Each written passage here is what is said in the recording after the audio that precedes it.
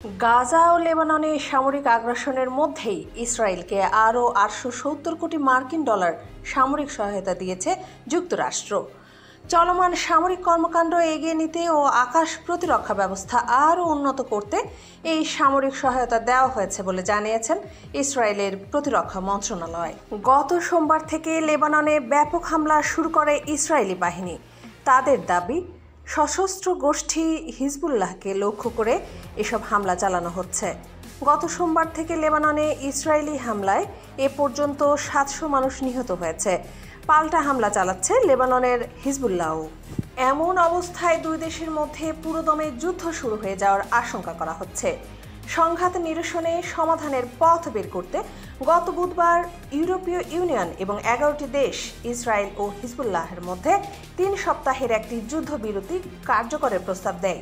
তবে যুদ্ধবিরতির প্রস্তাব উড়িয়ে দিয়েছেন ইসরায়েলি কর্মকর্তারা। ফলে বিমান ও ড্রোন হামলা চলছেই। এই অবস্থার মধ্যেই ইসরায়েলকে যুক্তরাষ্ট্রের বড় সামরিক সহায়তার খবর সামনে এলো।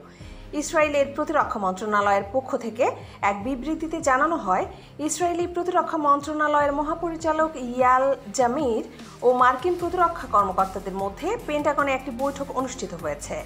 বৈঠক শেষে সহায়তা প্যাকেজ ঘোষণা করা হয়। এই প্যাকেজের অর্থ দুভাগে দেয়া হয়েছে। এক ভাগে রয়েছে ৩৫০ কোটি মার্কিন ডলারের যুদ্ধকালীন অপরিহার্য সমস্ত দ্রব্য ক্রয়ের খাতে বরাদ্দ, যা ইতিমধ্যে প্রদান করা হয়েছে।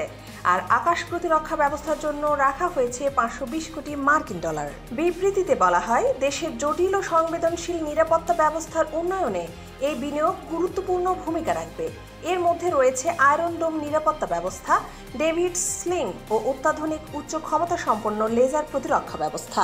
ইসরায়েলের সুরক্ষায় নিয়মিত সামরিক সহায়তা দিয়ে থাকে যুক্তরাষ্ট্র। তবে গাজা যুদ্ধ শুরু হওয়ার পর সহায়তার পরিমাণ অনেকটাই বেড়েছে। ইফফা তারা খান, বাংলাদেশ বুলেটিন।